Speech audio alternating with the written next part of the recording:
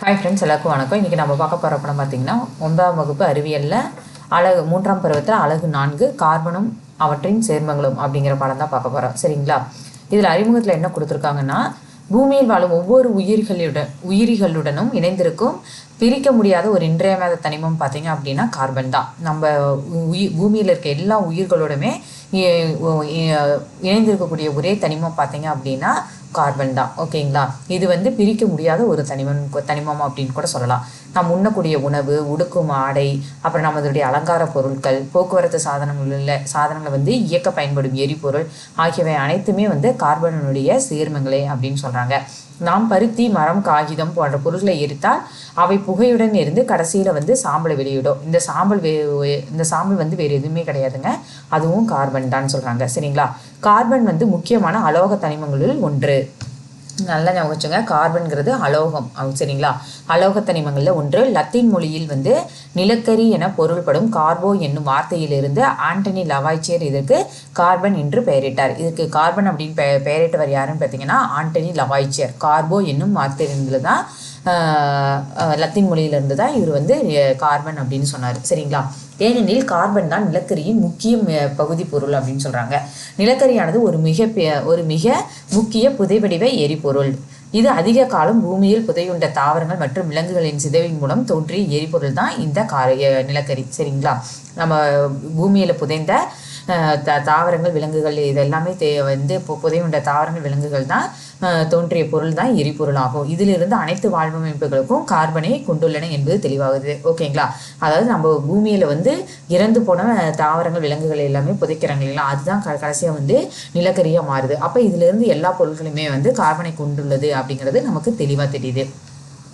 இப்போ பூமியினுடைய மேலடுக்கானது 0.032% மட்டுமே கார்பனால் ஆனது. பூமியினுடைய மேலடுக்கு 0.032% மட்டும் தான் கார்பனால் ஆனது அப்படின்னு சொல்கிறாங்க. அதாவது 1 மில்லியன் இடையில 320 பாகம் மட்டும்தான் கார்பன் அப்படின்னு சொல்கிறாங்க. இவை கார்பனின் கனிம சேர்மங்களாகிய கார்பனேட்டுகள், நிலக்கரி மற்றும் பெட்ரோலியம் போன்ற பொருள் வடிவிலையும் உள்ளது அப்படின்னு சொல்கிறாங்க. கார்பனுடைய கனிம சேர்மங்களாகிய இதெல்லாம் கார்பனேட்டுகள், நிலக்கரி, பெட்ரோலியம் போன்ற பொருள் வடிவிலையும் இந்த நிலக்கரி காணப்படுது அப்படின்னு சொல்கிறாங்க. அப்போ வளிமண்டலத்தில் 0.0%, அதாவது 0.03% மட்டுமே கார்பன் காணப்படுகிறது. அதாவது 1 மில்லியன் எடையில 300 பாகம் கார்பன் காணப்படுது அப்படின்னு சொல்கிறாங்க. இயற்கையில் கார்பன் மிகச்சிறிய அளவில் காணப்பட்டாலும் கார்பன் சேர்மங்கள் நம் அன்றாட வாழ்க்கையில மிக முக்கிய இடத்தை வகிக்கிறது அப்படின்னு சொல்கிறாங்க. உதாரணமாக மனிதர்களாகிய நாமும் கார்பனால் ஆனவர்கள் தான். மனிதன் இடையில் 18% பார்த்தீங்க அப்படின்னா கார்பனால் ஆனது. இது ஞாபகம் வச்சுங்க. மனித இடையில கார்பனுடைய பர்சன்டேஜ் என்னன்னு பார்த்தீங்க அப்படின்னா 18%. நமது தசைகள், எலும்புகள், உள் உறுப்புகள், ரத்தம் மற்றும் பிற உடல் கூறுகளிலும் கார்பன் காணப்படுது அப்படின்னு சொல்கிறாங்க. கார்போஹைட்ரேட்கள், அதாவது கார்பன் மற்றும் ஹைட்ரஜனால் ஆன சேர்மம் உயிரினங்களுக்கு எரிபொருளை தருகின்றது அப்படின்னு சொல்கிறாங்க. இது தாவரங்கள், விலங்குகள் மற்றும் பாக்டீரியா ஆகியவற்றின் அடிப்படை அமைப்பாகவும் உயிரினங்களுடைய செயல் திட்டமாகிய டிஎன்ஏ மற்றும் ஆர்என்ஏ ஆகியவற்றினுடைய முக்கிய கூறாகவும் உள்ளது இந்த கார்பன் தான் அப்படின்னு சொல்கிறாங்க. நம் அன்றாட வாழ்வில் பயன்படுத்தப்படும் அநேக பொருட்கள் பார்த்திங்கன்னா கார்பனால் ஆனது. தாவரங்கள் நடைபெறும் மிக முக்கியமான ஒளிவேதியியல் வினையாகிய ஒளிச்சேர்க்கையில் இந்த கார்பன்களுடைய பங்களிப்பு அதிகம் அப்படின்னு சொல்கிறாங்க. அதாவது கார்பன் டை ஆக்சைடு மற்றும் பச்சையத்தோட இந்த கார்பனுடைய பங்களிப்பும் அதிகம் அப்படின்னு சொல்கிறாங்க. எனவே கார்பன் இல்லாமல் தாவரங்கள், விலங்குகள் மற்றும் மனிதர்கள் கூட உலகில் இருப்பது மிக கடினம். எனவே கரிம வேதியியலானது உயிரி வேதியியல் அப்படின்னு சொல்கிறாங்க. இந்த கார்பன் மனிதர்கள், தாவரங்கள், விலங்குகள் எல்லாமே உயிர் வளத்துக்கு ரொம்ப இன்றியமையாதது. அதனால தான் இந்த கரிம வேதியியலை உயிரி வேதியியல் அப்படின்னு சொல்கிறாங்க. சரிங்களா? அடுத்தது கார்பனுடைய கண்டுபிடிப்பு, சில மைல்கல்கள் அப்படிங்கிறத பார்க்கலாம். எப்படி கார்பனை கண்டுபிடிச்சாங்க? பண்டைய காலத்திலிருந்தே கார்பனானது சாம்பலாகவும் கரியாகவும் மரக்கரியாகவும் கிராஃபைட், அது பென்சிலில் இருக்கும் இல்லையா, அதான் கிராஃபைட்டுமாங்க, மற்றும் வைரம் இதெல்லாமே அறியப்பட்டு இருந்தது. ஓகேங்களா? ஆனால் இவை எல்லாமே ஒரே தனிமத்தின் வேறுபட்ட வடிவங்கள் என பண்டைய மக்களுக்கு தெரிந்திருக்குல்ல. எல்லாமே வெவ்வேறு பொருள் அப்படின்னு நினச்சிட்டு இருந்தாங்க. சரிங்களா? இந்த கார்பன், நிலக்கரி, கிராஃபைட் இது எல்லாமே ஒரே பொருள் கிடையாது, வெவ்வேறு பொருள் அப்படின்னு நினச்சிட்டு இருந்தாங்க. 1772 தான் பார்த்திங்கன்னா பிரான்ஸ் நாட்டினுடைய அறிவியல் அறிஞர் ஆண்டனி லவாய்ச்சியர் மற்றும் வேதியியல் அறிஞர்களுடன் சேர்ந்து பணம் சேகரித்து ஒரு வைரத்தை வாங்கி அது ஒரு மூடிய கண்ணாடி குழாயில் வச்சுருந்தார். சரிங்களா? அப்போ ஒரு மிகப்பெரிய ராட்சத உருப்பெருக்கி கண்ணாடி மூலம் சூரிய ஒளியை விழும்படி செஞ்சார். அப்போ அவ்வாறு செய்யும்போது வைரம் எரிந்து காணாமல் போச்சு. வைரமே எரிஞ்சு போயிருச்சு அப்படிங்கிறத கண்டுபிடிச்சாரு. அப்போ அந்த கண்ணாடி குடுவியின் மொத்த நிறையும் மாறாததையும் எரியும் போது வைரம் கண்ணாடி குடுவியினுள் ஆக்சிஜன் சேர்ந்து கார்பன் டை ஆக்சைடாக மாறியதையும் கவனிச்சார். சரிங்களா? அந்த வைரத்தை அந்த கண்ணாடி குண்டில் வைக்கிறப்ப எரிஞ்ச பிறகு அதனுடைய எடை வந்து மாறவே இல்லை, அதே அளவுக்கு தான் இருக்குது. அதே சமயம் வந்து கார்பன் டை ஆக்சைடு அது எரியிறப்ப ஆக்சிஜன் சேர்ந்து கார்பன் டை ஆக்சைடாக மாறியதையும் அவர் கவனிச்சார். இதன் மூலம் கரி மற்றும் வைரம் ஆகிய இரண்டுமே கார்பன் என்னும் ஒரே தனிமத்தால் ஆனது அப்படிங்கிற ஒரு முடிவுக்கு வந்தார். சரிங்களா? அதாவது கரியும் சரி வைரமும் சரி கார்பன்கிற ஒரு தனிமத்தினால ஆனது தான் அப்படின்னு கண்டுபிடிச்சாரு. 1779ஆம் ஆண்டு தான் பார்த்தீங்கன்னா ஸ்வீடன் நாட்டு அறிவியல் அறிஞர் கார்ல் சீலே என்பவர் தான் கிராஃபைட் எனப்படும் பென்சில் கரியும் எரியும் போது கார்பன் டை ஆக்சைடு உருவாகுது. நம்ம பென்சிலை யூஸ் பண்ணுறோம்ல கிராஃபைட், அது எரியிறப்ப வந்து ஒரு கார்பன் டை ஆக்சைடு உருவாகுது. எனவே இதுவும் வந்து ஒரு கார்பனுடைய வடிவம் அப்படின்னு சொன்னார். 1976 பார்த்தீங்கன்னா ஆங்கில வேதியியலாளர் ஸ்மித் அண்ட் டென்னன்ட், ஓகேவா, ஸ்மித்ஸ் அண்ட் டென்னன்ட் அப்படிங்கிறது வைரமானது எரிந்து கார்பன் டை ஆக்சைடு மட்டுமே உருவாக்கியதால் வைரமும் கார்பன் தான் அப்படின்னு சொன்னார். அது கார்பனின் சேர்மம் இல்லை அப்படின்னு சொன்னார். ஓகேங்களா? இது கார்பன் டை ஆக்சைடு மட்டுமே உருவாக்கிறதுனால இது வைரமும் கார்பன் தான், ஆனால் இது கார்பனுடைய சேர்மம் இல்லை அப்படின்னு சொன்னார். மேலும் கரி மற்றும் வைரம் ஆகிய இரண்டையும் சம எடையளவை எடுத்து அவற்றை எரிக்கும் போது ஒரே அளவான கார்பன் டை ஆக்சைடையே அவை உருவாக்குகிறது அப்படின்னு நிரூபித்தார். சரிங்களா? அப்போ 1855 பார்த்தீங்கன்னா ஆங்கில வேதியியலாளர் பெஞ்சமின் ஃப்ராடி அப்படிங்கிறது தூய கிராஃபைட்டை கார்பனிலிருந்து உருவாக்கி கிராஃபைட் ஆனது கார்பனுடைய ஒரு வடிவம் அப்படின்னு நிரூபித்தார். ஓகேங்களா? இப்படி தான் ஒவ்வொன்றா இந்த மரக்கறி கறி இதெல்லாமே வந்து கார்பனுடைய ஒரு வடிவம் அப்படின்னு ஒவ்வொருத்தராக நிரூபிக்க ஆரம்பித்தாங்க. அதை தொடர்ந்து அநேக முறை கிராஃபைட்டை வைரமாக்கும் முயற்சி வந்து மேற்கொள்ளப்பட்டது. ஆனால் அது வந்து தோல்வி இல்லை. ஏன்னா எல்லாமே வந்து கார்பனுடைய வடிவம் தான் இல்லைங்களா? அப்போ வந்து கிராஃபைட்டை வந்து வைரமாக ஆக்கலாம் இல்லை அப்படின்னு ஒரு முயற்சி செஞ்சு பார்த்தாங்க. ஆனால் அது எல்லாமே தோல்வியாக தான் முடிவடைந்தது அப்படின்னு சொல்கிறாங்க. 1955 தான் பார்த்திங்கன்னா அமெரிக்காவின் ஜெனரல் எலக்ட்ரிக் என்ற நிறுவனத்தின் அறிவியல் ஆராய்ச்சியாளர் பிரான்சிஸ் ஃபண்டி மற்றும் அவரது உடன் ஆராய்ச்சியாளர்கள் இணைந்து அதிக வெப்பநிலை மற்றும் அழுத்தத்தில் வந்து கிராஃபைட்டை வந்து வைரமாக மாற்ற முடியும் அப்படின்னு நிரூபித்தாங்க. ஓகேங்களா? வைரத்தை வந்து கிராஃபைட்டை வந்து வைரமாக மாற்றமாகும் அப்படின்னு நிரூபித்தவர் யாருன்னு பார்த்தீங்க அப்படின்னா பிரான்சிஸ் ஃபண்டி. அதாவது அதிக வெப்பநிலையும் அதிக அழுத்தமும் கொடுக்குறப்ப கிராஃபைட்டை வந்து வைரமாக மாற்ற முடியும் அப்படின்னு சொன்னார். 1985 பார்த்தீங்கன்னா ராபர்ட் கால், ஹாரி கிராப்டோ மற்றும் ரிச்சர்ட் ஸ்மாலி என்பவர்கள் கால்பந்து வடிவில் கார்பன் அணுக்களால் அமையப்பெற்ற ஃபுல்லரின் என்று அழைக்கப்படக்கூடிய கரிம பந்தை கண்டுபிடிச்சாங்க. சரிங்களா? அதாவது ராபர்ட் கால், ஹாரி கிராப்டோ, ரிச்சர்ட் ஸ்மாலி இவர்கள் எல்லாமே சேர்ந்து கால்பந்து வடிவில் இருக்கு இல்லைங்களா, அந்த வடிவில் கார்பன் அணுக்களால் அமையப்பட்ட ஃபுல்லரின் என்று அழைக்கப்படக்கூடிய கரிம பந்தை வந்து கண்டுபிடிச்சாங்க. சமீபத்தில் கண்டுபிடிக்கப்பட்ட கார்பனின் மிக முக்கிய புறவேற்ற வடிமை வந்து கிராஃபின் அப்படின்னு சொல்கிறாங்க. சரிங்களா? இதுதான் கிராஃபின். இது வந்து எப்படி இருக்கும் அப்படின்னு பார்த்தீங்கன்னா இதில் கார்பன் அணுக்கள் அருங்கோண வடிவில் ஒரே வரிசையில் அடுக்கப்பட்டிருக்கும். அதாவது கார்பனுடைய அணுக்கள் எல்லாமே அருங்கோண வரிசையில் வந்து அடுக்கப்பட்டிருக்குன்னு சொல்கிறாங்க. கிராஃபினுடைய கண்டுபிடிப்பு கோசியா நோவா மற்றும் ஆண்ட்ரோஜேம் ஆகியோர்களால் 2004ஆம் ஆண்டு அறிவிக்கப்பட்டது அப்படின்னு சொல்கிறாங்க. சரிங்களா? இவர்கள் ஒட்டும் காகிதத்தை உபயோகித்து கிராஃபைட்லேருந்து ஒரு வரிசை அணுக்களை பிரித்தெடுக்கிறப்ப கிராஃபைட்லேருந்து ஒரு வரிசை அணுக்களை மட்டுமே பிரித்தெடுக்கிறப்ப கிராஃபினை வந்து தயாரித்தாங்க இவங்க. சரிங்களா? இந்த ஒரு வரிசை அணுக்களை ஒன்றன் மீது ஒன்றாக அடுக்கும்போது கிராஃபைட் ஆனது உருவாகின்றது. கிராஃபின் என்பது ஒரு அணுவின் தடிமனை மட்டுமே கொண்டது அப்படின்னு சொன்னாங்க. கிராஃபின்ங்கிறது கார்பன் அணுவினுடைய ஒரு தடிமன் மட்டுமே கொண்டது தான் கிராஃபின் அப்படின்னு சொல்கிறாங்க. சரிங்களா? அடுத்து கார்பனுடைய சேர்மங்களுடைய வகைப்பாட்டை பார்க்கலாம். கார்பனானது இயற்கையில் வந்து தனித்தோ அல்லது சேர்மங்களாகவோ காணப்படுகின்றது. ஓகேங்களா? தனித்த நிலையில் பார்த்தீங்க அப்படின்னா கார்பன் வந்து தனித்த நிலையில் என்னென்ன பொருளாக இருக்குதுன்னா வைரம், கிராஃபைட், ஃபுல்லரின். ஓகேங்களா? அதே கூட்டுநிலை சேர்மம் கார்பனானது மற்ற தனிமங்களோடு இணைந்து உருவாக்கிய பொருட்கள் தான் வந்து carbon di oxide, calcium carbonate, carbohydrate, petroleum. இதெல்லாமே கார்பன் வந்து மற்ற கூட்டு தனிமங்களாக காணப்படக்கூடிய இது. ஓகேங்களா? சேர்மமாக காணப்படுது. மறுபடியும் வந்து வரலாற்றுக்கு முற்பட்ட பண்டைய காலத்து மக்கள் வந்து கரிம பொருட்களை எரித்து கரியை வந்து உருவாக்குனாங்க. சரிங்களா? அவர்கள் உயிருள்ள மற்றும் உயிரற்ற பொருட்களை பயன்படுத்தி கார்பன் சேர்மங்களை உண்டு பண்ணினாங்க. ஆகவே 19ஆம் நூற்றாண்டின் ஆரம்பத்தில் பெர்சிலியஸ் என்பவர் தான் கார்பனின் சேர்மங்களை அவைகள் கிடைக்கும் மூலப்பொருட்களை அடிப்படையாக கொண்டு கீழ்கண்டவாறு வகைப்படுத்தினார். எப்படின்னு பார்த்தீங்கன்னா கரிம கார்பன் சேர்மங்கள், கனிம கார்பன் சேர்மங்கள். கரிமனா அப்படின்னு பார்த்தீங்கன்னா உயிருள்ள அதாவது இவைகள் தாவரங்கள் மற்றும் விலங்குகள் போன்ற உயிரிலிருந்து பெறப்படக்கூடிய கார்பன் வந்து கரிம கார்பன். எத்தனால், செல்லோஸ், ஸ்டார்ச் இதெல்லாமே தாவரங்கள் விலங்குகள்லேருந்து கிடைக்கக்கூடிய கார்பன். இதே கனிம கார்பன் அப்படின்னா கனிம பொருட்கள் இருந்து, அதாவது இவைகள் உயிரற்ற பொருட்களை வந்து கிடைக்கக்கூடிய கார்பனினுடைய சேர்மங்கள் வந்து கனிம கார்பன் அப்படின்னு சொல்கிறாங்க. எடுத்துக்காட்டு பார்த்தீங்கன்னா calcium carbonate, carbon monoxide, carbon di oxide இது எல்லாமே பார்த்தீங்கன்னா கனிம கார்பன் சேர்மங்கள். ஓகேங்களா? இப்போ நம்ம ஃபர்ஸ்ட் பார்க்க போகிறது கரிம கார்பன் சேர்மங்கள்லாம் என்னென்னு பார்க்குறோம். ஓகேங்களா. கரிமம்னாவே தாவரங்கள் விலங்குகள் இவற்றிலிருந்து கிடைக்கக்கூடிய கார்பன் தான் வந்து கரிம கார்பன். ஓகேங்களா. லட்சக்கணக்கான கரிம கார்பன் சேர்மங்கள் இயற்கையில் காணப்படுது. சரிங்களா. அவை செயற்கை முறையிலுமே தயாரிக்கப்படுகின்றதுன்னு சொல்கிறாங்க. கரிம கார்பன் சேர்மங்களானவை ஹைட்ரஜன், ஆக்சிஜன், நைட்ரஜன் மற்றும் கந்தகத்துடன் இணைந்த கார்பனை வந்து இதெல்லாமே கொண்டுள்ளது அப்படின்னு சொல்கிறாங்க. சரிங்களா. எனவே கார்பனுடன் இணைந்துள்ள தனிமங்களின் தன்மை மற்றும் அவை இணைந்துள்ள விகிதம் ஆகியவற்றை அடிப்படையாக கொண்டு பல்வேறு கரிம கார்பன் சேர்மங்கள் உள்ளன. அது என்னென்னு பார்த்தீங்க அப்படின்னா ஹைட்ரோ கார்பன்கள், ஆல்கஹால்கள், ஆல்டிகைடுகள், கீட்டோன்கள், கார்பாக்சிக் அமிலங்கள் மற்றும் அமினோ அமிலங்கள் முதலியன இது எல்லாமே வந்து கரிம கார்பன்கள். ஓகேங்களா. இவங்களுக்கு இதெல்லாமே வந்து நம்ம ஹையர் கிளாஸஸில் வந்து விரிவாக படிக்கலாம்னு சொல்லியிருக்காங்க. மறுபடியும் தெரிந்து கொள்கைகள் என்ன கொடுத்துருக்காங்கன்னு பாருங்க. 19ஆம் நூற்றாண்டின் பாதி வரை கரிம சேர்மங்களை உயிருள்ள பொருட்களிடமிருந்து மட்டுமே பெற முடியும் என்று அறிவியலறிஞர்கள் வந்து கொண்டிருந்தாங்க. அதாவது உயிருள்ள பொருட்களை மட்டும்தான் நம்ம வந்து கரிம சேர்மங்களை கண்டுபிடிக்கணும்னு நினைச்சிட்டு இருந்தாங்க.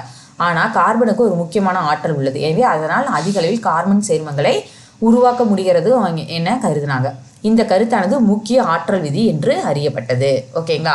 ஆனால் 1829ஆம் ஆண்டு ஃப்ரெடரிக் ஹோலர் என்பவர் கனிம சேர்மங்களை லெட் சயனைடு மற்றும் நீர்த்த அம்மோனியா ஆகியவற்றிலிருந்து செயற்கை முறையில் யூரியாவை தயாரித்தாங்க. ஓகேங்களா. கனிம சேர்மங்களை லெட் சயனைடு மற்றும் நீர்த்த அம்மோனியா ஆகியவற்றிலிருந்து யூரியாவை வந்து தயாரித்தாங்க. அதாவது பாருங்கள், லெட் சயனைடு ப்ளஸ் திரவ அம்மோனியாவும் சேர்த்திங்கன்னா யூரியாவும் லெட் ஹைட்ராக்சைடும் கிடைக்கும். சரிங்களா. BbOCnO2 2NH4 + OH சேர்க்குறப்ப 2NH2 CO + BbOH2 அப்படி லெட் ஹைட்ராக்சைடு யூரியாவும் கிடைச்சது. அப்போ ஹோலர் அம்மோனியம் சயனைடையே தயாரிக்க முயற்சி செய்தார். ஆனால் அவருக்கு வந்து யூரியா படிகங்கள் வந்து கிடைச்சது. இதுவே செயற்கை முறையில் ஆய்வகத்தில் தயாரிக்கப்பட்ட முதல் கரிம சேர்மம் அப்படின்னு சொன்னாங்க. இதனுடைய முக்கிய ஆற்றல் விதியை இல்லாமல் இது வந்து முக்கிய ஆற்றல் விதியை வந்து எல்லாமே செய்து விட்டுச்சு அப்படின்னு சொல்கிறாங்க. அப்போ ஹோலரின் இந்த முயற்சியை பின்பற்றி வேதியாளர்கள் அசிட்டிக் அமிலம், மீத்தேன், வண்ணப்பூச்சு போன்ற பல கரிம சேர்மங்களை வந்து லேபில் வந்து தயாரித்தாங்க. சரிங்களா, செயற்கையாகவே. எனவே ஃப்ரெடரிக் ஹோலர் நவீன கரிம வேதியியலினுடைய தந்தை அப்படின்னு சொல்கிறாங்க. யார் வந்து நவீன கரிம வேதியியலுடைய தந்தை அப்படின்னு பார்த்தீங்கன்னா ஃப்ரெடரிக் ஹோலர். ஓகேங்களா. இவர் தான் வந்து நவீன கரிம வேதியியலினுடைய தந்தை அப்படின்னு சொல்கிறாங்க. அடுத்தது இப்போ பார்த்தீங்க அப்படின்னா கரிமச் சேர்மங்கள் பார்த்தா இல்லைங்களா. இப்போ கார்பனுடைய கனிமச் சேர்மங்கள் என்னென்னு பார்க்கலாம். கரிமச் சேர்மங்களை பார்க்கும்போது கனிமச் சேர்மங்கள் மிகவும் குறைந்த அளவே உள்ளன. அவற்றுள் ஆக்சைடுகள், கார்பைடுகள், சல்ஃபைடுகள், சயனைடுகள், கார்பனேட்டுகள் மற்றும் பைகார்பனேட்டுகள் ஆகியவை எல்லாமே ஒரு முக்கியமான பிரிவு அப்படின்னு சொல்கிறாங்க. இச்சேர்மங்களினுடைய உருவாக்கம், பண்புகள் எல்லாமே கீழே கொடுத்துருக்காங்க.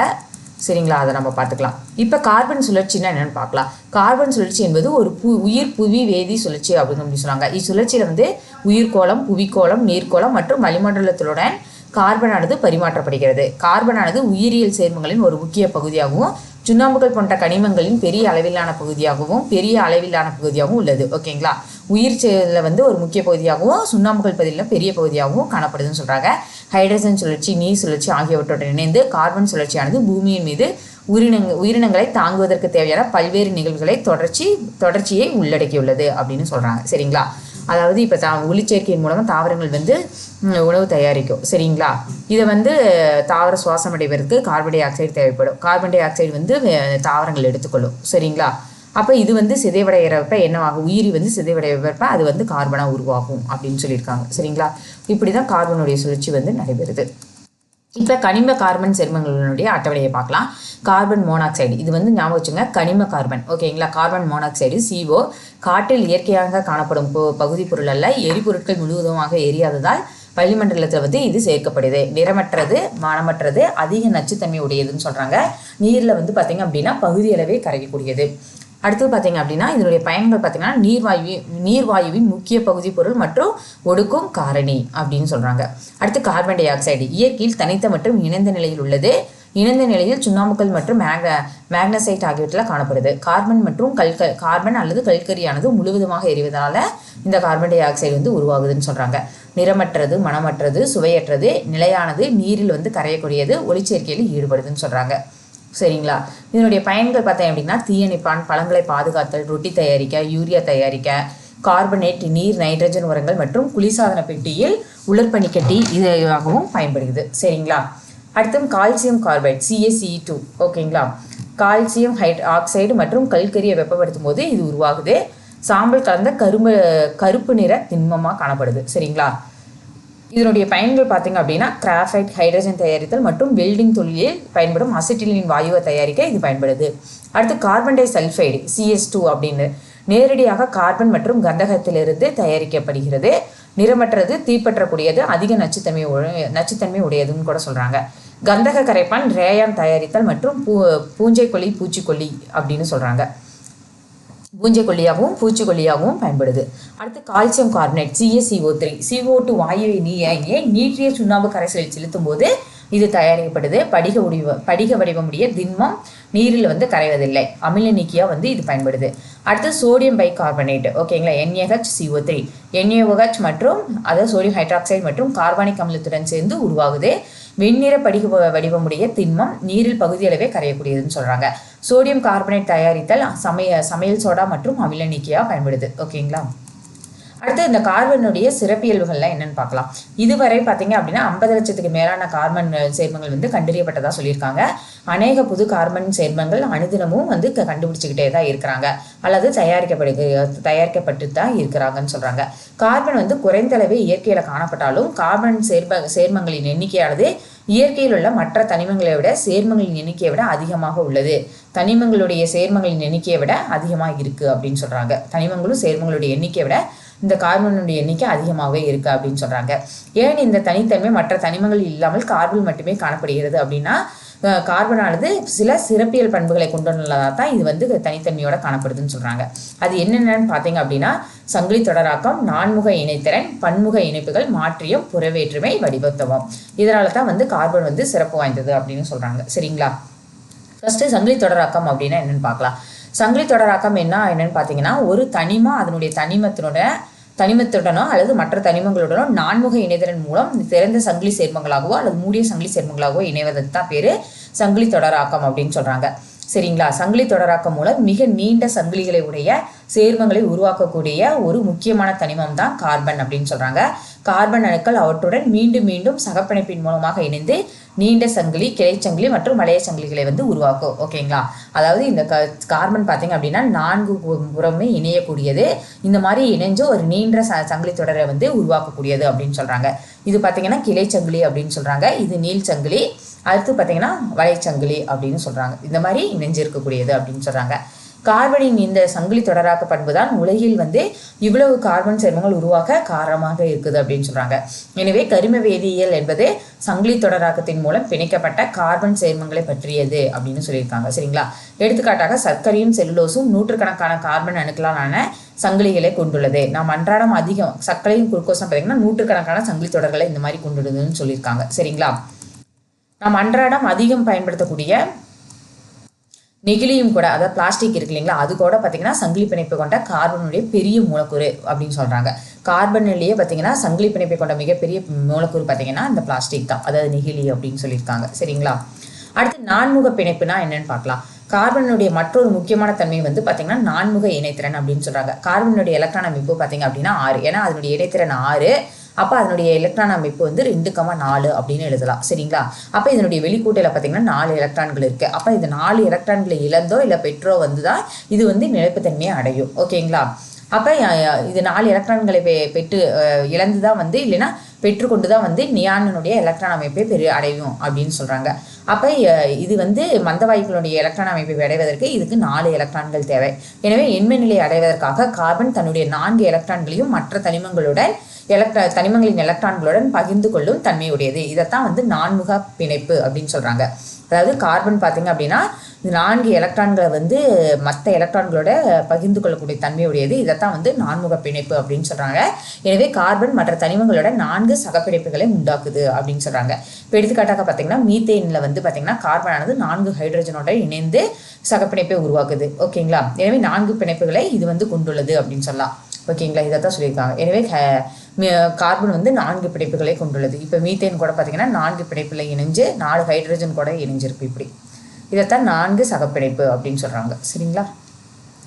அடுத்து பன்முக இணைப்பு அப்படின்னா என்னன்னு பார்க்கலாம். நம்ம ஏற்கனவே பார்த்த மாதிரி பார்த்தீங்கன்னா கார்பன் வந்து பார்த்தீங்க அப்படின்னா 4 பிணைப்புகளை கொண்டது. ஓகேங்களா, 4 இணைதிறன் கொண்ட கார்பன் அணுவானது 4 சகப்பிணைப்புகளை உருவாக்க முடியும். இந்த 4 அதாவது இந்த கார்பனுக்கு பார்த்தீங்கன்னா இணைதிறன் 4, அப்போ இது 4 சகப்பிணைப்புகளை வந்து உருவாக்குது அப்படின்னு நம்ம பார்த்துருக்கோம். ஓகேங்களா, இந்த 4 இணைதிறன் தன்மையின் அடிப்படையின் காரணமாக கார்பனானது தன்னுடன் அல்லது பிற தனிமங்களோடு ஒற்றை பிணைப்பு, இரட்டை பிணைப்பு, அப்புறம் முப்பிணைப்பின் மூலம் இணைய முடியும். அதாவது ஒற்றை பிணைப்பு, இரட்டை பிணைப்பு, முப்பிணைப்பு மூலமா இது இணைய முடியும் அப்படின்னு சொல்றாங்க. ஓகேங்களா, நாம் ஏற்கனவே அறிந்துள்ளபடி ஒரு சேர்மத்தில் உள்ள பிணைப்பு தான் அந்த சேர்மத்தினுடைய இயற்பியல் மற்றும் வேதியியல் பண்பை நிர்ணயிப்பதில் முக்கிய பங்கு வகிக்கிறது அப்படின்னு சொல்றாங்க. அதாவது இது வந்து ஒற்றை பிணைப்பு, இரட்டை பிணைப்பு, முப்பிணைப்பு மூலமே இணையக்கூடியது. நம்ம அறிந்துள்ள ஒவ்வொரு சேர்மமும் அதனுடைய பிணைப்பின் மூலமாக தான் அதனுடைய இயற்பியல் வேதியியல் பண்பு வந்து முக்கிய பங்கு. அதாவது ஒரு சேர்மம் வந்து மற்றொரு சேர்மத்தோட எப்படி இணைகிறதோ அதை வச்சு தான் வந்து அந்த சேர்மத்தினுடைய இயற்பியல் வேதியியல் பண்புகளையே நம்ம சொல்ல முடியும் அப்படின்னு சொல்கிறாங்க. சரிங்களா, எனவே கார்பனுடைய இந்த பன்முக இணைப்பு திறனே பல்வேறு வகையான கார்பன் சேர்மங்கள் உருவாக காரணமாக இருக்குது அப்படின்னு சொல்கிறாங்க. அப்படிப்பட்ட ஒரு வகையாக ஹைட்ரோ கார்பனை பற்றியும் அவற்றிலுள்ள பிணைப்புகளை பற்றியும் நம்ம தெரிஞ்சுக்கலாம் அப்படின்னு சொல்லியிருக்காங்க. இப்போ கார்பனுடைய ஒற்றை பிணைப்பு அப்படின்னா, இப்போ கார்பன் பார்த்தீங்கன்னா ஹைட்ரஜன் கூட ஒரு பிணைப்பு தான் கொண்டிருக்கும். ஓகேங்களா, அதாவது ஒவ்வொரு 4 ஹைட்ரஜன் கூட ஒவ்வொரு ஒத்த பிணைப்பில் தான் பிணைஞ்சிருக்கும். இதை வந்து மீத்தேன் சொல்லுவாங்க. அதாவது ஆல்கேன் வகையை சார்ந்தது, கேன் வகையை சார்ந்தது, ஆல்கேன் வகையை சார்ந்தது. இதே இரட்டை பிணைப்பு பார்த்தீங்க அப்படின்னா, இந்த மாதிரி கார்பன் பார்த்தீங்க அப்படின்னா 2 கார்பனுக்கு இடையில வந்து இப்போ ஒரு கார்பன் இருக்குன்னு வச்சுக்கோங்களேன், சிங்கிறது. அது வந்து என்ன ஆகுதுன்னா இன்னொரு கார்பனோட இரட்டை பிணைப்போட இணைந்திருக்கும். மற்ற 2 சைடு வந்து மீதி 2 பிணைப்பு ஹைட்ரஜனோட ஒற்றை பிணைப்போட இணைஞ்சிருக்கும். இந்த மாதிரி 2 பிணைப்பாக இணைந்திருக்கிறதுக்கு பேர் வந்து பார்த்தீங்க அப்படின்னா இரட்டை பிணைப்பு அப்படின்னு சொல்லுவாங்க. இது கீன் வகையை, ஆல்கீன் வகையை சார்ந்தது. சரிங்களா, ஆல்கீனுடைய சேர்மத்தின் பிரிவு அப்படின்னு சொல்லுவாங்க. இதே முப்பிணைப்பு அப்படின்னு பார்த்தீங்க அப்படின்னா கார்பன் வந்து 3 பிணைப்பு கொண்டு மற்றொரு கார்பனோட இணைஞ்சிருக்கு. சரிங்களா, இதைத்தான் வந்து முப்பிணைப்பு அப்படின்னு சொல்லுவாங்க. இதை வந்து ஈத்தைன் அப்படின்னு சொல்றாங்க. இது ஆல்கைன் அப்படிங்கிற சேர்மத்தினுடைய பிரிவா சொல்றாங்க. சரிங்களா, அப்போ ஹைட்ரோ கார்பனில் உள்ள ஒரு ஹைட்ரஜனோ அல்லது ஒன்றுக்கு மேற்பட்ட ஹைட்ரஜன்களோ ஆக்சிஜன், நைட்ரஜன், சோடியம், சல்ஃபர் மற்றும் முப்பீனிகளால் இடமாற்றம் செய்யப்படும் போது வெவ்வேறு செயல்பாட்டு தொகுதிகளை கொண்ட பல்வேறு சேர்மங்கள் உருவாகிறது அப்படின்னு சொல்றாங்க. சரிங்களா, இதெல்லாமே நம்ம பெரிய கிளாஸ்ல படிக்கலாம் அப்படின்னு சொல்றாங்க. சரிங்களா, அடுத்து மாற்றியம்னா என்ன, ஐசோமெர்சியம் அப்படின்னா என்னன்னு பார்க்க போறோம். ஓகேங்களா, அதாவது கார்பன் சேர்மங்களில் குறிப்பாக சங்கிலி தொடராக்கத்தின் மூலம் உருவான கார்பன் சேர்மங்கள்ல பார்த்தீங்கன்னா ஒரு சிறப்பு தன்மையை தான் வந்து மாற்றியம் அப்படின்னு சொல்றாங்க. இப்போ பார்த்தீங்கன்னா C2H6O இருக்கு இல்லைங்கன்னு வச்சுக்கோங்களேன், என்ற மூலக்கூறு வாய்ப்பாடை கொண்ட கார்பன் சேர்மத்தை எடுத்துக்கொள்வோம். இதனுடைய சேர்மத்தின் பெயர் என்னன்னு பார்த்தீங்க அப்படின்னா நம்ம சொல்ல முடியாது. சரிங்களா, ஏன்னா ஒவ்வொரு கரிம சேர்மத்தின் மூலக்கூறு வாய்ப்பானது அந்த சேர்மத்தில் உள்ள வேறுபட்ட அணுக்களின் எண்ணிக்கையை மட்டுமே குறிக்கிறது. ஓகேங்களா, அந்த அணுக்கள் எவ்வாறு தொகுக்கப்பட்டுள்ளன என்றோ அது எவ்வாறு மூலக்கூறு அமைப்பை பெற்றிருக்கிறதுங்கிறது தெரியல, அதனால அதுக்கு நம்ம பேரை சொல்ல முடியாது. சரிங்களா, இப்போ பொதுவாக வந்து C2H6O அப்படின்னு சொல்லியிருந்தாங்கன்னா இந்த ஹைட்ரஜன் வந்து எப்படி எங்கே இணைஞ்சிருக்குது, கார்பன் எப்படி இணைஞ்சிருக்குது, ஓ எப்படி இருக்குன்னு நமக்கு தெரியுது. அப்போ அதை வச்சு நம்ம அதனுடைய பேரை சொல்ல முடியாது. அப்போ ஒரே மாதிரி எண்ணிக்கையில் உள்ள கார்பன் ஹைட்ரஜன் அணுக்கள் எண்ணிக்கையாக இருந்தாலும் அது எப்படி பிணைக்கப்பட்டிருக்குதோ அதை வச்சு தான் அந்த தனிமம் என்ன தனிமம் அப்படிங்கிறத நம்ம சொல்ல முடியும். இந்த மாதிரி இதைத்தான் வந்து மாற்றியம் அப்படின்னு சொல்லுவாங்க. அதாவது மூலக்கூறு வாய்ப்பாடு வந்து ஒரே மாதிரி இருந்தாலும் அதனுடைய கட்டமைப்பு வந்து வேற மாதிரி இருக்கும். ஓகேங்களா, அதைத்தான் வந்து மாற்றியம் அப்படின்னு சொல்லுவாங்க. இப்போ C2H6Oவே பார்த்தீங்கன்னா CH3O CH3ன்னு எழுதலாம். அப்போ CH3 CH2OHஆவும் எழுதலாம். ஓகேங்களா, இந்த மாதிரியும் எழுதலாம் C2H6O. இப்போ இது ரெண்டுனுடைய கார்பனுடைய எண்ணிக்கை, ஹைட்ரஜன் ஆக்சிஜனுடைய எண்ணிக்கை வந்து ஒரே மாதிரியாக தான் இருக்கு. ஆனால் இது கட்டமைப்பு பார்த்தீங்கன்னா வேற, இதனுடைய கட்டமைப்பு வேற. ஓகேங்களா, அப்போ இது அமைந்திருக்கிற கட்டமைப்பு இதைத்தான் வந்து மாற்றியம்னு சொல்லுவாங்க. சரிங்களா, அதாவது மூலக்கூறு வாய்ப்பாடானது ஒரே மாதிரியாக இருந்தாலும் அதனுடைய கட்டமைப்பு வேறுபட்டு இருந்தால் அதைத்தான் மாற்றியம்னு சொல்லுவாங்க. இப்போ இதை மாதிரி இப்போ இந்த ஆக்சிஜன் நம்ம பொறுத்திருக்கிறத பொறுத்து இதை பார்த்தீங்க அப்படின்னா இதை வந்து எத்தில் ஆல்கஹால்னு சொல்லுவாங்க, இதை வந்து ஈத்தர்னு சொல்லுவாங்க. சரிங்களா, மெத்தில் ஈதர், டைமெத்தில் ஈத்தர் அப்படின்னு சொல்லுவாங்க. சரிங்களா, அப்போ அதனுடைய மூலக்கூறுகளின் எண்ணிக்கை ஒரே மாதிரியாக இருந்தாலும் அதனுடைய கட்டமைப்பு வேறுபட்டு இருந்துச்சுன்னா அந்த தனிமமே வேறுபடும் அப்படின்னு சொல்லியிருக்காங்க. சரிங்களா, இதைத்தான் வந்து மாற்றியம் அப்படின்னு சொல்கிறாங்க. அப்போ மேலே உள்ள கரிமச் சேர்மங்கள் 2 இருக்கும், ஒரே மூலக்கூறு வாய்ப்பாடும் வேறுபட்ட கட்டமைப்பு இருக்குது. அப்போனா சேர்மங்கள் ஆவியில் பார்த்தீங்கன்னா ஆக்சிஜன் அணுவானது ஒரு கார்பன் அணுக்களோடு இணைந்துள்ளது, அதை வந்து ஈத்தர்னு சொல்லுவாங்க. அதே வந்து ரெண்டாவது இதில் பார்த்தீங்க அப்படின்னா ஆக்சிஜன் வந்து ஒரு ஹைட்ரஜன் அணுவோடு இருந்திருக்கு, அதை வந்து ஆல்கஹால்னு சொல்லுவாங்க. அப்போ அதனுடைய அணுக்களின் எண்ணிக்கை வந்து ஒரே மாதிரியாக இருந்தாலும் அதனுடைய கட்டமைப்பு வேறுபட்டு இருந்தால் அதனுடைய தனிமமே வேறு மாதிரி இருக்கும். இதைத்தான் வந்து மாற்றியம் அப்படின்னு சொல்லியிருக்காங்க. சரிங்களா? அடுத்து பார்த்தீங்கன்னா புற வேற்றுமை வடிவத்துவம் அப்படின்னா என்னன்னு பார்க்க போகிறோம். சரிங்களா? ஒரு தனிமத்தினுடைய ஒன்றுக்கு மேற்பட்ட வடிவங்கள் அவற்றின் இயல்பியல் பண்புகளில் வேறுபட்டும் வேதியியல் பண்புகளில் ஒன்றுபட்டு இருக்கும் தன்மையை தான் புற வேற்றுமை வடிவத்துவம் அப்படின்னு சொல்லுவாங்க. அதாவது அதனுடைய இயற்பியல் பண்புகள் வந்து ஒரே மாதிரியாக தான் இருக்கும், ஆனால் அதனுடைய புற வேற்றுமை பார்த்தீங்கன்னா வெவ்வேறையாக இருக்கும். அதைத்தான் புறவேற்று வடிவங்கள் என்ன சொல்லுவாங்க. இந்த வேறுபட்ட வடிவங்கள் புறவேற்று வடிவங்கள் அப்படின்னு சொல்கிறாங்க. கீழே கொடுக்கப்பட்டுள்ள பொருட்களை பார்த்தாம தெரியும். நிலக்கரி, கிராஃபைட்டு, வைரம் இது எல்லாமே வந்து கார்பனுடைய புறவேற்று வடிவங்கள் அப்படின்னு சொல்கிறாங்க. ஆனால் இதனுடைய இயற்பியல் தன்மை பார்த்திங்கன்னா ஒரே மாதிரி தான். ஓகேங்களா? இப்போ இந்த கார்பனுடைய புறவேற்று வடிவங்கள் இவைகள் எல்லாமே பார்க்க கடினத்தன்மை கொண்டதாக இருக்கும். அவைகளின் விலை பார்த்தீங்க ஒரே அளவாக இருக்குதா? நிச்சயமாக இல்லை. வைரமானது மற்றது எல்லாத்தையுமே காட்டிலும் பிரகாசமானது, விலை அதிகமானதும் கூட. கிராஃபைட்டு, நிலக்கரியும் பார்த்தீங்கன்னா கருப்பாக இருக்கும், மென்மையானது. ஆனால் வேதிப்பண்புகள் இவை ஒன்றாகவே உள்ளன, ஆனால் அனைத்துமே கார்பனால் ஆனவை. இவை கார்பனுடைய புறவேற்று வடிவங்கள் அப்படின்னு சொல்கிறாங்க. சரிங்களா? புறவேற்று வடிவங்கள் ஒரே மாதிரியும் வேதிப்பண்புகளை வேறுபட்டும் காணப்படுறது தான் வந்து புறவேற்று வடிவங்கள் சொல்கிறாங்க. தனிமங்கள் ஏன் வந்து புறவேற்று தன்மையை காண்பிக்கின்றன அப்படின்னு நாம் பார்க்கலாம். தனிமங்கள் வந்து புறவேற்று வடிவங்களை கொண்டிருப்பதற்கான முக்கிய காரணம் பார்த்திங்கன்னா அவற்றினுடைய தோட்டம், அவை தயாரிக்கக்கூடிய முறையை வச்சு தான் அது வந்து புறவேற்று வடிவமையை சொல்கிறாங்க. சரிங்களா? 1 கிராம் வைரத்தின் விலை ஆயிரக்கணக்கான ரூபாயாக இருக்கும். அதே வேளையில் பார்த்தீங்கன்னா 1 கிலோகிராம் நெருங்கினுடைய விலை 100 ரூபாய்க்கு, நிலக்கரியினுடைய விலை பார்த்தீங்கன்னா 100 ரூபாய் தான். இரண்டும் வேதியியல் பண்பில் ஒன்றாக இருந்தாலும் வைரத்தின் விலை வந்து அதிகமாக இருக்குது. சரிங்களா? அப்போ கார்பனானது மாறுபட்ட புறவேற்றுமை வடிவங்களை கொண்டுள்ளது. அவற்றின் இயற்பியல் பண்புகளை கொண்டு அவற்றை கீழ்கண்டவாறு வகைப்படுத்தலாம்னு சொல்கிறாங்க. எப்படின்னு பார்த்தீங்க அப்படின்னா படிக வடிவமுடையவை, படிக வடிவமற்றவை அப்படின்னு சொல்கிறாங்க. படிக வடிவமுடையவை எடுத்துக்காட்டு பார்த்தீங்கன்னா வைரம், கிராஃபைட்டு, ஃபுல்லரின். அதே படிக வடிவமற்றவைக்கு எடுத்துக்காட்டு பார்த்தீங்கன்னா நிலக்கரி, கல்கரி, புகைக்கரி, வாயு, கார்பன் அப்படின்னு சொல்கிறாங்க. சரிங்களா? இப்போ படிக வடிவமுடைய கார்பனான வைரத்தை பற்றி பார்க்கலாம். வைரத்தில் பார்த்தீங்கன்னா ஒவ்வொரு எப்படி இருந்திருக்கு கார்பன் வந்து எப்படி இருக்குன்னு பார்க்கலாம். வைரத்தில் பார்த்தீங்கன்னா ஒவ்வொரு கார்பன் அணுவும் அவற்றின் இணைதிறன் எலக்ட்ரான்கள் மூலம் 4 கார்பன் அணுக்களுடன் இணைந்து 4 சகப்பிணைப்புகளை வந்து உருவாக்கக்கூடியது. சரிங்களா? இங்கு அணுக்கள் யாவும் 4முக பிணைப்பில் மீண்டும் மீண்டும் அடுக்கப்பட்டுள்ளது. இதனால் ஒரு முப்பரிமாண அமைப்பை கொடுக்கிறது. இதுவே இதனுடைய கடினத்தன்மைக்கு மற்றும் திடத்தன்மைக்கு காரணம் அப்படின்னு சொல்கிறாங்க. சரிங்களா? மேலும் தெரிந்து கொள்கள் என்ன பாருங்க. கிராஃபின் என்பது தற்போது புதிதாக கண்டுபிடிக்கப்பட்டுள்ள கார்பனுடைய புறவேற்றுமை வடிவமாகும். இதில் தேனியின் கூட்டை போல அருங்கோண வளைய வடிவில் கார்பன் அணுக்கள் ஒரே பரப்பில் அமைக்கப்பட்டுள்ளது அப்படின்னு சொல்கிறாங்க. கிராஃபின் தான் உலகில் கண்டுபிடிக்கப்பட்டுள்ள தடிமன் குறைவான சேர்மம். இதன் தடிமம் வந்து 1 அணு அளவு மட்டுமே உள்ளது. இதுதான் உலகிலேயே மிகவும் லேசான சேர்மம் அப்படின்னு சொல்கிறாங்க. அதாவது ஒரு சதுர அடையின் எடை வந்து பார்த்திங்கன்னா 0.77 மில்லிகிராம் மட்டுமே அப்படின்னு சொல்கிறாங்க. மேலும் கண்டுபிடிக்கப்பட்ட சேர்மங்களிலேயே மிகவும் வலிமையான சேர்மம் வந்து இதுதான் சொல்கிறாங்க. எஃகு இரும்பை காட்டிலும் 100லிருந்து 300 மடங்கு வலிமையானதுன்னு சொல்கிறாங்க. அரை வெப்பநிலையில் இது ஒரு மிகச்சிறந்த வெப்ப கடத்தி அப்படின்னு சொல்கிறாங்க. கிராஃபினை வந்து பார்த்திங்கன்னா 0.335 நானோமீட்டர் இடைவெளியில் ஒன்றின் மீது ஒன்றாக அடுக்கும்போது கிராஃபைட் வந்து கிடைக்குது அப்படின்னு சொல்கிறாங்க. கிராஃபைட்டில் உள்ள கிராஃபின் அடுக்குகள் வலிமை குறைந்த வான்டர்வால்ஸ் விசை மூலமே பிணைக்கப்பட்டிருக்கிறது அப்படின்னு சொல்லியிருக்காங்க. சரிங்களா? அடுத்து பென்சில் கரி கிராஃபைட்டை பற்றி பார்க்கலாம். கிராஃபைட்டில் உள்ள ஒவ்வொரு கார்பன் அணுவும் மற்ற 3 கார்பன் அணுக்களுடன் ஒரே தளத்தில் சகப்பிணைப்பில் வந்து பிணைந்திருக்கும் அப்படின்னு சொல்கிறாங்க. அது வந்து 4 இதுவுமே பிணைஞ்சிருக்கும். இதில் 3 கார்பன் அணுக்களுடன் இது வந்து பிணைந்திருக்கும் அப்படின்னு சொல்கிறாங்க. சரிங்களா? இந்த மாதிரி பிணைஞ்சிருக்கும் அப்படின்னு சொல்லியிருக்காங்க. அப்போ இந்த அமைப்பு அருங்கோண அடுக்கை உருவாக்குறது. இந்த அடுக்குகள் தான் ஒன்றொன்று வலிமை குறைந்த வான்டர்வால்ஸ் விசை மூலம் பிணைக்கப்பட்டுள்ளதுன்னு சொல்கிறாங்க. இந்த அடுக்குகள் வலிமை குறைந்த விசை மூலம் இணைக்கப்பட்டதால் இவைகள் வைரத்தை விட மென்மையாக இருக்கும் அப்படின்னு சொல்கிறாங்க. அடுத்தது புல்லரின். புல்லரின் பார்த்தீங்க அப்படின்னா 3வது படிக புறவேற்றுமை வடிவம் புல்லரின் ஆகும். மிகவும் நன்றாக அறியப்பட்ட புல்லரின் வடிவம் பக்மின்ஸ்டர் புல்லரின் அப்படின்னு சொல்கிறாங்க.